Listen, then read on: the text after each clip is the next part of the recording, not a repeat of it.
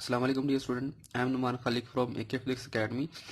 So now the topic of discussion is question of continuity. Question of continuity start करने से पहले इसकी diagram है वो जरा समझ लें। एक नॉन यूनिफॉर्म साइज का पाइप है, इसके दो एंड है।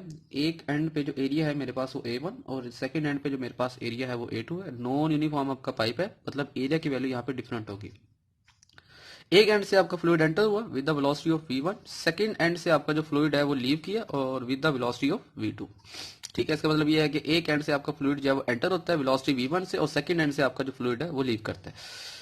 और यहाँ पे जो फ्लूइड जो कंसिडर किया गया है वो रेड शेड में किया गया है, मतलब ये रेड शेड का जो फ्लूइड है वो आपने कंसिडर किया हुआ है। बाकी भी फ्लूइड है लेकिन हमने वो लेकिन हमारे वो अंडर डिस्कशन नहीं है, इसलिए हमने इसको शो नहीं किया। यहाँ पे ये जो रेड शेड है ये आपका फ्लूइड है। समझने की बात यहाँ पे ये है कि फ्लूइड जो है वो डेल टी टाइम के अंदर जो है वो डिस्प्लेसमेंट कवर करता है डेल x1। ऐसे यहाँ पे जो फ्लूइड है वो डेल टी टाइम के अंदर, टाइम के इक्वल इंटरवल के अंदर जो डिस्प्लेसमेंट कवर करता है वो डेल x2 डिस्प्लेसमेंट कवर करता है। ठीक है, तो consider a fluid flow in a non uniform pipe. एक फ्लूइड फर्ज करें, एक आइडियल फ्लूइड आप फर्ज करें कि जो आपका नॉन यूनिफॉर्म पाइप के अंदर फ्लो करता है। इसके दो एंड है, एक आपका अपर एंड है, एक आपका लोअर एंड है। अपर एंड के ऊपर जो मेरे पास पैरामीटर्स है वो वेलोसिटी है। वेलोसिटी को आपने शो किया V1 के साथ, एरिया को आपने शो किया A1 के साथ और डिस्प्लेसमेंट को आपने शो किया डेल x1 के साथ। यहाँ पे ये चीज समझ लें कि जो डिस्प्लेसमेंट आपका कवर हुआ फ्लूइड का वो डेल m मास ने कवर किया, फ्लूइड का डेल m मास है और वो टाइम आपका कितना ले रहा है, डेल टी टाइम ले रहा है। यहाँ पे तो मैंने शो किया हुआ है, बुक के अंदर भी ये शो किया हुआ है कि डेल m1 जो है वो फ्लूइड का वो मास है जो डेल टी टाइम के अंदर डेल x1 डिस्प्लेसमेंट कवर करता है। ठीक है, लेकिन आगे जाके आर्टिकल के लास्ट पे आप इसे इक्वेट करते हैं, मतलब आप यहाँ पे ये फर्ज करते हैं कि फ्लूइड का mass equal interval of time में इक्वल क्या कर रहा है, डिफरेंट आपका डिस्प्लेसमेंट क्या कर रहा है, कवर कर रहा है। तो लोअर एंड के ऊपर जो पैरामीटर्स है मेरे पास वो वेलोसिटी V2 है। ठीक है, एरिया मेरे पास यहाँ पे A2, यहाँ पे एरिया मेरे पास A2 शो हो रहा है और जो डिस्प्लेसमेंट है मेरे पास यहाँ पे वो डेल x2 है। डिस्प्लेसमेंट यहाँ पे डेल x2 शो हो रहा है और यहाँ पे यही बात करते हैं कि डेल m2 मास जो है वो डेल t टाइम के अंदर ये जो डिस्प्लेसमेंट है वो कवर करता है। लेकिन अपने कॉन्सेप्ट के लिए याद रखें कि मास की वैल्यू यहाँ पे सेम है, अपर और लोअर एंड के ऊपर जो मास कवर हो रहा है वो सेम है। ठीक है, टाइम का इंटरवल भी सेम है, डिस्प्लेसमेंट की वैल्यू क्या है आपकी, डिफरेंट है। अच्छा, यहाँ पे हम फर्ज करते हैं कि जो फ्लूइड हमने एंटर किया उसकी डेंसिटी जो है वो रो है। Rho will be equal to del m over del v। यहाँ पे mass per unit volume will be equal to a density. ठीक है, ये डेल m जो है वो फ्लूइड का मास है और डेल v जो है मेरे पास यहाँ पे वॉल्यूम को शो कर रहा है। यहाँ से अगर आप मास को अलग करें तो मास मेरे पास आ जाएगा, mass will be equal to density into volume. Volume को आप लिख सकते हैं एरिया इनटू डिस्प्लेसमेंट। ठीक है, वॉल्यूम के अंदर तीन हाइट होती हैं, तो दो हाइट आपकी आ गई है एरिया के अंदर और एक हाइट आपकी डेल x1 के अंदर आ गई है और ये अपर एंड के लिए आप लिख रहे हैं। मजीद ये कि आप लिख सकते हैं, आप यहाँ पे लिख सकते हैं displacement will be equal to S equal to V T. ये फेमस फार्मूला है। अगर आप इस फार्मूले को इस इक्वेशन के अंदर या इस डायग्राम के ऊपर अप्लाई करें तो मेरे पास डिस्प्लेसमेंट रिप्लेस हो जाएगा x के साथ और x equal to V T. Velocity मेरे पास यहाँ पे क्या है, V1 है और कितना टाइम है आपका, डेल टी टाइम है। V1 ही क्यों आई है, क्योंकि आप अपर एंड की बात कर रहे हैं। अपर एंड पे आपने जो वेलोसिटी फर्ज किया वो V1 फर्ज की है। तो यहाँ पे मेरे पास ये क्वेश्चन बन गई है कि डेल m1 मास जो है वो डेंसिटी, एरिया, वेलोसिटी और टाइम के इक्वल आ गया और इसे आपने इक्वेशन ए का नाम दिया।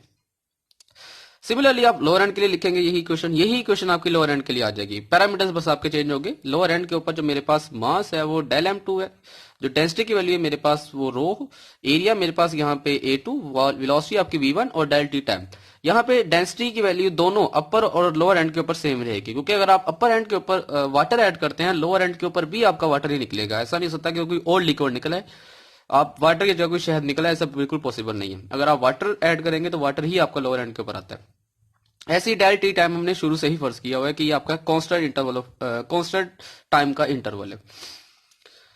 यहाँ पे कंडीशन हमने ये लगानी है, वही बात जो मैं आपको शुरू से समझा रहा हूं कि mass of fluid that flow in a upper end of a pipe in a time del T must be equal to the mass of the fluid that flow in the lower end of the pipe in a time del T. जो mass आपका fluid upper and के ऊपर होता है वही मास जो है आपका लोअर एंड के ऊपर होता है। ठीक है, मास की वैल्यू मेरे पास यहाँ पे क्या रहेगी, सेम रहेगी। तो यहाँ पे आपने यही चीज कंसीडर करनी है कि मास की वैल्यू, मास जो फ्लूइड कवर करता है इन अ टाइम डेल टी वो आपका सेम है। तो तो यहाँ पे आपने यही फर्ज किया हुआ है कि डेल m1 जो है मेरे पास यहाँ पे मास, ठीक है, और ये मास की वैल्यू आपकी क्या है, डिफरेंट है, मतलब अपर एंड के ऊपर जो मास और लोअर एंड के ऊपर मास जो है वो इक्वल फ्लूइड का कवर हो रहा है।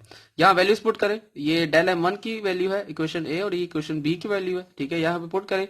अब यहाँ पे मेरे पास डेंसिटी की वैल्यू क्या होगी आपकी, कैंसिल आउट हो जाएगी, ये भी कैंसिल होगी, ये लेफ्ट हैंड साइड और लेफ्ट हैंड साइड पे कैंसिल होगी, और टाइम की वैल्यू भी आपकी क्या होगी, ये कैंसिल आउट होगी। तो मेरे पास इक्वेशन बन गई है a1 v1 will be equal to a2 into v2। अब ये मेरे पास जो है वो आपकी कांस्टेंट क्वांटिटी को शो कर रहा है। ये अपर एंड के ऊपर ये प्रोडक्ट है और ये आपका लोअर एंड के ऊपर प्रोडक्ट है, यानी कि अपर और लोअर एंड के ऊपर जो प्रोडक्ट मेरे पास आएगा वो दोनों के दोनों जो है आपस में इक्वल होंगे। इस चीज को आप लिख सकते हैं एरिया और velocity will be equal to constant. अच्छा, इसको अंडरस्टैंड करने के लिए आप ये फर्ज करें कि मेरे पास फर्ज करें एरिया की वैल्यू मेरे पास फर्ज करें 4 है, 4 मीटर स्क्वायर, और वेलोसिटी की वैल्यू फर्ज करें मेरे पास 2 मीटर पर सेकेंड है। तो ये अगर आप इन्हें मल्टीप्लाई करें, ए बी फाइंड करें, तो ए बी कितना निकलेगा आपका 8 आएगा।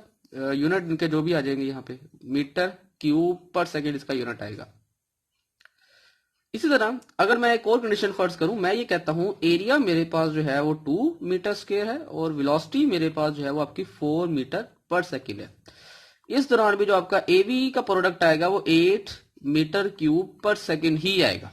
ठीक है, समझने की बात यह है कि फर्स्ट कंडीशन में आपका एरिया ज्यादा था, वेलोसिटी क्या थी, कम थी। जब आप सेकंड कंडीशन में मेरे पास एरिया कम हो गया, वेलोसिटी क्या होगी आपकी ज्यादा होगी। ठीक है, मतलब इसका यह है कि अगर आप एक चीज को बढ़ाएंगे दूसरी क्या होगी, कम होगी, अगर एक चीज को कम करेंगे दूसरी क्या होगी आपकी बढ़ेगी, लेकिन उनका जो प्रोडक्ट है आपका वो क्या रहेगा, सेम रहेगा। यहां पे यही बात डिस्कस हुई है कि एरिया और वेलोसिटी का जो प्रोडक्ट है this must be equal to a some constant. और अगर आप यूनिट को जानते हैं तो मीटर क्यूब पर सेकंड किसका यूनिट है आपका, ये वॉल्यूम ओवर सेकंड, यानी कि वॉल्यूम ओवर टाइम का आपका यूनिट आ रहा है। ठीक है, चलिए खैर इसके बारे में बाद में डिस्कस करते हैं, लेकिन आप ये समझ लें कि एरिया और velocity must be equal to a some constant. अगर आप एरिया और वेलोसिटी का प्रोडक्ट लेंगे तो वो किसके बराबर आएगा, कांस्टेंट के इक्वल आता है। जिसका मतलब ये है कि अगर आप एरिया को बढ़ाएंगे तो वेलोसिटी कम होगी, अगर आप एरिया कम करेंगे तो वेलोसिटी क्या हो जाएगी आपकी ज्यादा हो जाएगी। और ये आपकी प्रैक्टिकल लाइफ की भी एग्जाम्पल है। आपने ऑब्जर्व किया होगा कि अगर आप एक नल के पाइप को खोलें तो आपका किसी न किसी वेलोसिटी के साथ आपका फ्लूइड बाहर आता है, लेकिन अगर आप उसके एरिया किसी तरह कम कर दें तो फ्लूइड आपका ज्यादा प्रेशर के साथ कह लें या ज्यादा जो है वेलोसिटी के साथ क्या करेगा, आपका बाहर की तरफ मूव करता है। तो हम यहां से डिफाइन करते हैं the product of cross sectional area of pipe and the fluid speed at any point along the pipe is constant. यहां तक हमें समझ आ रहा होगा कि किसी भी पॉइंट के ऊपर अगर वेलोसिटी और एरिया का प्रोडक्ट लिया जाए तो वो किसके बराबर होगा, सम कांस्टेंट के इक्वल होगा। इससे अगली वाली लाइन समझने के लिए पहले जरा ये क्वेश्चन समझिए। हमने ये लिखा हुआ है एरिया और velocity will be equal to constant. अच्छा, वेलोसिटी को हम लिख सकते हैं डिस्प्लेसमेंट ओवर टाइम। ठीक है, और अगर हमारे पास आपको याद हो एरिया और डिस्प्लेसमेंट मिलकर ये क्या बना देगा, वॉल्यूम बना देगा, क्योंकि ये दो लेंथ इसमें है एक लेंथ इसमें है, तो वॉल्यूम ओवर टाइम। तो ये कांस्टेंट किसके बराबर होगा आपका, ये कांस्टेंट बराबर होगा वॉल्यूम ओवर टाइम, या ये कह ले rate of flow of volume के इक्वल होगा मेरे पास।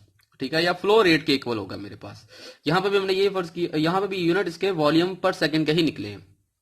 तो इससे आगे क्या रहा है, this constant equal to the volume flow पर सेकंड और ऑफ द फ्लूइड और सिंपली फ्लो रेट। ठीक है, product of A V will be equal to constant and this constant will be equal to a rate of flow of volume. यहां तक बच्चे मेरे पास जो है वो इक्वेशन ऑफ कंटिन्यूटी।